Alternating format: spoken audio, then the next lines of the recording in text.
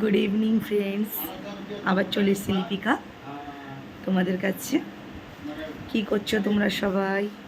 আমি খেয়েছি অনেকক্ষণ আগে, একটু রেস্ট করছিলাম, ঠিক আছে। তো জানো, নেই কাজ তো খই ভাজ, কাজ নেই। আর তাছাড়াও কাজের মধ্যে হোক চা কাজেই হোক, তোমাদের সঙ্গে সময়টা দেওয়ার এটা একটা ভাইটাল টাইম। কেন কি টাইম পাই না, যখন পাই তোমাদের সঙ্গে সময় দেবো না, আড্ডা মারবো না, তো সেটা তো হয় না।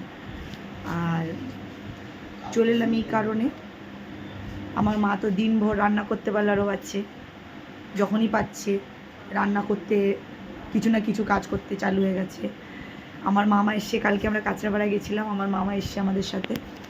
হ্যাঁ, তা আমার মা আমার সঙ্গে একটুখানি তোমাদের পরিচয় করিয়ে দিই। তারা মামা মামা মামা আমার একটা ইউটিউব আর মানে ফেসবুক লাইভ ফ্যামিলি আছে, হাই করে দাও সবাইকে, হ্যালো করে দাও। এটা হচ্ছে আমার ছোট মামা, একদম বডি বিল্ডার, দেখছো এই বডির অবস্থা কীরকম।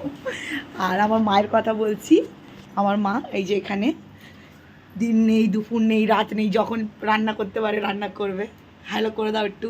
ভালো থেকো তোমরা, হ্যাঁ সবাই ভালো থেকো। হ্যাঁ, এখানে দেখে নাও, এই যে ভেন্ডি আলু পেঁয়াজ কাটছে, রাত্রিবেলা এটা ভাজা হবে, সবাই খাবে রুটি দিয়ে। হ্যাঁ, তো এই হচ্ছে এখন আমার ইভিনিংয়ের সময়।